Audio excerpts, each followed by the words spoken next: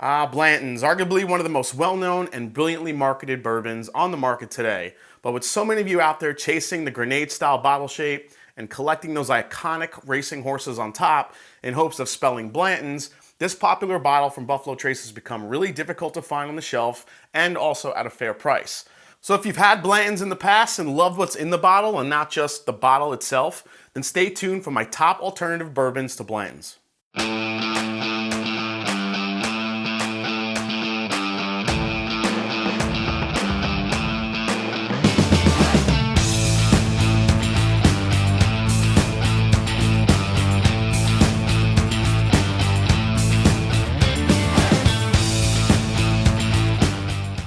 So when I talk to bourbon drinkers who love Blanton's, there's a few common themes. The bottle is cool, I love the horses, and ultimately it drinks so sweet and smooth. Now, while the word smooth may drive some bourbon enthusiasts nuts, for the average bourbon drinker that doesn't want to drink high-proof bourbons, Blanton's provides the perfect mix of nostalgia, marketing, and drinking experience that make it so sought after. Since it's so hard to find these days, I wanted to sit down and taste some bourbons that would be perfect alternatives based on availability, price, and drinking experience. So what I did is I chose about 25 to 30 different bourbons, sat down, compared it to Blanton's to come up with this list. So this isn't just a list of bourbons that I think are better than Blanton's. What I did was pick about 20 different bourbons around the same proof, same age, with some varying price points to pick out what I think had the closest drinking experience to Blanton's for those of you out there that care more about what's in the bottle rather than what's outside the bottle. First, let's talk about Blanton's a bit.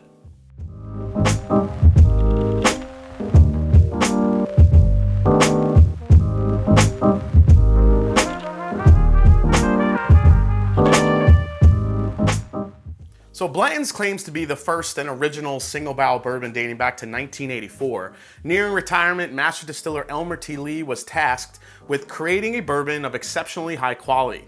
Now, with careful reflection, he recalled the earlier days of his career in the late 1940s when he worked under Colonel Albert B. Blanton.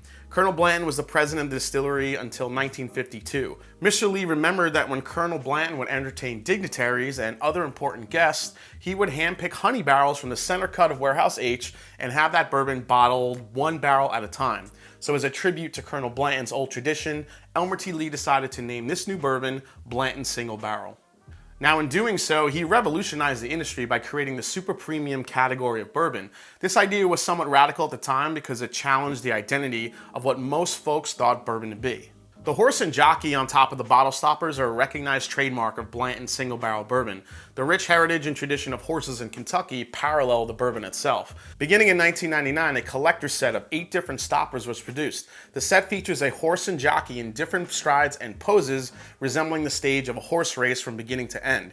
Each stopper is marked with a single letter that spells Blanton's when the set has been completed. The final stopper, marked S, always finishes the race in victory.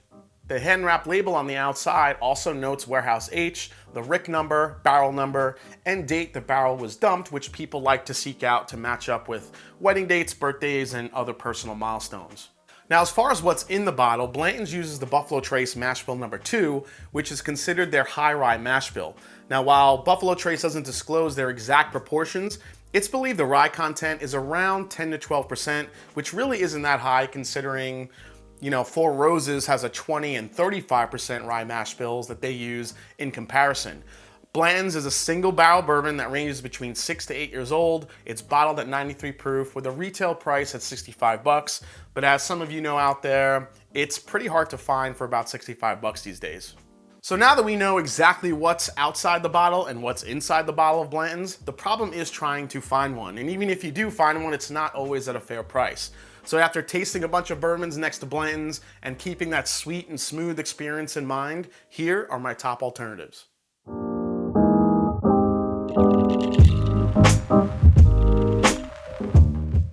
First up is Evan Williams Single Barrel. Now, since 1983, the master distiller for Heaven Hill has chosen select barrels for this single barrel series. Each bottle is dated with the vintage date of when the bourbon was distilled, along with the year it was bottled. Additionally, each bottle bears a serial number of the barrel from which it was drawn. Now, this is bottled at 86.6 proof, has an age of about 7 to 8 years old, and retails for only about $26. So like Blanton's, every single barrel bottle will have a slightly different note than the year or bottle before it. The nose here is very tropical, vanilla, caramel. Definitely some peanut aspect in there too, typical from Heaven Hill. The finish is very sweet. It's very smooth. Again, that sweet and smooth experience. Doesn't provide much of a bite on the back end. It's fruity. Definitely a little oak presence there. It has a good age on it, about 7 to 8 years old. Now, at 86.6 proof, this does provide a good smooth and sweet experience, and it's also a single barrel just like Blanton's. May not be as complex as Blanton's, but the overall sipping experience is pretty damn close. It's the same age as Blanton's, and it's way more available.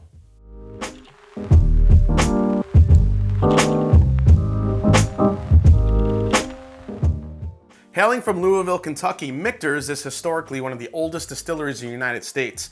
Produced in very small batches, typically 24 barrels or fewer per batch, and aged for around 8 years, Michter's US 1 is my next choice. So this is bottled at 91.4 proof, which is only 1.6% lower than Blanton's. So let's go to the nose. This is just all super sweet and caramel on the nose. Good amount of dried fruits in here. Touch of oak. Let's go for a sip of this one. So the reason why I chose this one is the sweet finish on the very, very back end. It's really caramel, a lot of vanilla, a little bit of that fruit comes through as well. You throw an ice cube in this and it really opens up, gets even more sweet. This isn't easy as it is to find Evan Williams single barrel, but at 40 bucks, if you see this and you love Blanton's, this is definitely a good alternative.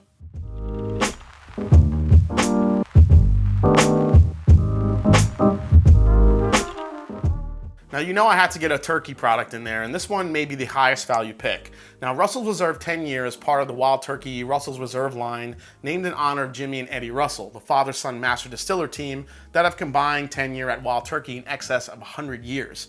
Now, Russell's Reserve 10 Year is a small batch bourbon that's comprised of hand-selected barrels that have been aged for at least 10 years, but possibly more.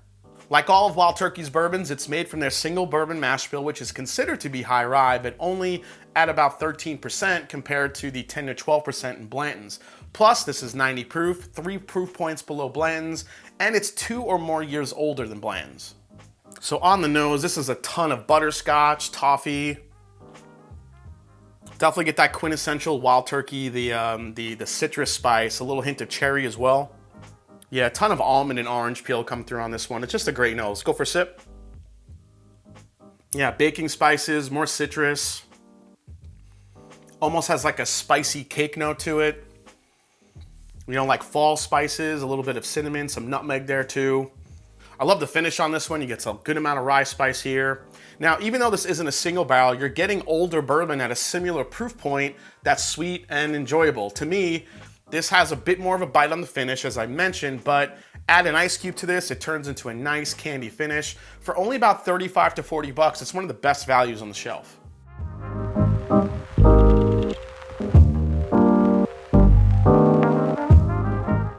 Now, when it comes to sweet and delicious and easy to sip, you have to talk about Woodford Reserve Double Oaked. Released in February 2012, more than 15 years after the release of the standard Woodford Reserve Distiller Select, Woodford Double Oaked is produced by rebarreling Woodford Reserve in a second virgin charred oak barrel for a little under a year.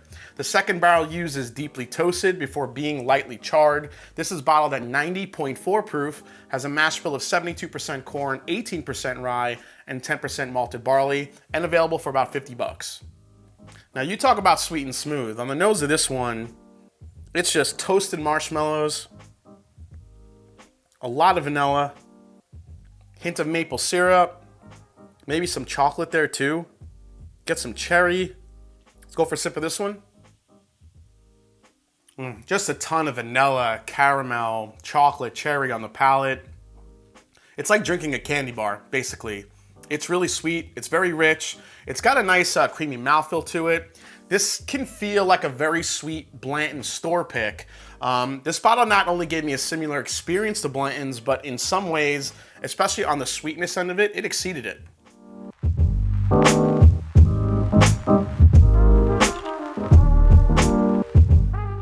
Old Forester 1910 is the fourth and final expression in the Whiskey Row series. Now, it was first launched in 2014. The series consists of Old Forester 1870 original batch, the 1897 bottle and bond, and the ever popular 1920 Prohibition style.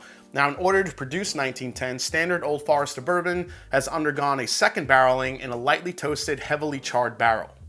So mature Old Forester enters a second barrel at 100 proof, just as it did in 1910, said Old Forester master taster Jackie Zykin. The second barrel is charred nearly to the point of incineration. Now, this is bottled at 93 proof, same proof as Blanton's, has 18% rye in the mash bill, and is available for about 55 bucks. So the thing about the 1910 is it opens up and it gets better over time. It gets sweeter, it gets richer. This is a lot of dark, rich caramel, a lot of dark, rich vanillas. This is roasted pecans, chocolate, a little hint of coffee there on the nose. Let's go for a sip of this one. Man, so on the palate of this one, it's very velvety, it's very sweet, a lot of marshmallow, chocolate, cherry, all those flavors come back around. A little bit of a bitter coffee note on the back end as well. So like Blanton's, I found this not overly complex, but really sweet and easy to sip. Now, there's a lot of sweet flavors, but also a lot of oak from that super charred oak barrel to balance it out. Just a great whiskey that can give Blanton's a run for its money, I think.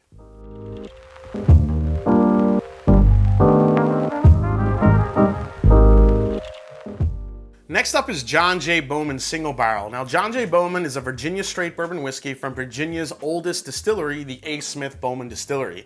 It is a single barrel bourbon aged between 9 and 10 years old and bottled at 100 proof. Now, Sazerac, who is best known as the parent companies for Buffalo Trace and Barton, also own A. Smith Bowman Distillery. Now that's important because inside the bottle, the distillate for this bourbon is supposedly sourced from Buffalo Trace itself and can be either mash bill 1 or mash bill 2. It's believed that the distillate is twice distilled at Buffalo Trace and then distilled one more time in Virginia at the A. Bowman Distillery through their signature copper pot stills. This is also said to be a bourbon that is aged 9 to 10 years old, and like I said, it's bottled at 100 proof and retails for about 50 bucks. Now on the nose from this one, I get a ton of caramel apple in this particular single barrel. Remember, again, single barrels can differ from bottle to bottle, barrel to barrel. Man, dark fruits, cherry all over this bourbon. But that caramel apple note is really kind of the strong scent that's coming out of the glass. Let's go for a sip. It's very sweet on the front of the palate. I think that copper pot still definitely gives it a little bit more spice, a little bit more kick than Blanton's has. Now remember, the proof point is 100 proof, so you're going 7 points higher than Blanton's. But I think the flavors can be somewhat similar depending on what single barrel you have. That caramel apple is definitely a note that I've gotten in some Blanton's bottles. Yeah, just a great bourbon. Now considering this is most probably distillate from Buffalo Trace, it's also a single barrel and around the same age or even older than Blanton's, this is really a perfect alternative if you don't mind a little bit more spice in your bourbon.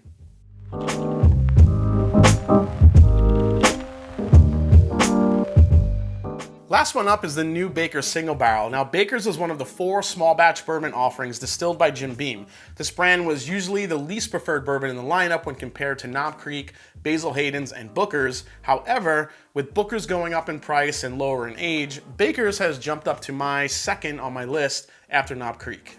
Historically, Baker's small batch bourbon was a combination of approximately 200 barrels, but now Baker's bourbon is exclusively offered as a single barrel product that is aged at least 7 years, and in some cases I've seen bottles at 8 years old and older. Now, like Blanton's, included on the neck of the newly designed bottle, you could find details like barreling date, age, warehouse, and barrel number, which can add in the fun of seeking out specific dates just like Blanton's. The new Baker's is bottled at 107 proof, which is 14 proof points higher than Blanton's, but it really doesn't drink that way. The new bottle design is really nice, and as I mentioned, even though it has a big 7 on the front, the neck label is what will tell you the age, which can be a lot older. So like Blanton's, these single barrels can differ in flavor a bit, but for the most part, you get some pretty consistent flavors. This one in particular is a lot of vanilla and a lot of cherry coming out of this particular bottle of Baker's. So this has a ton of cherry and caramel on the nose, a little bit of orange zest as well. Let's go for a sip. It's a really well balanced, great mouthfeel. Again, this feels more viscous, a little bit more velvety than Blanton's does to me when I compared them.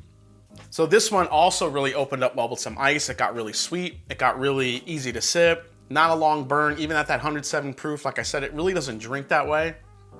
Yeah, just another really easy sipping, smooth, sweet experience. It's a great addition to the Jim Beam lineup. It was a good change up for bakers that was kind of getting lost in the shuffle of the small batch series. It's a great alternative to all of you out there that can't find Blantons.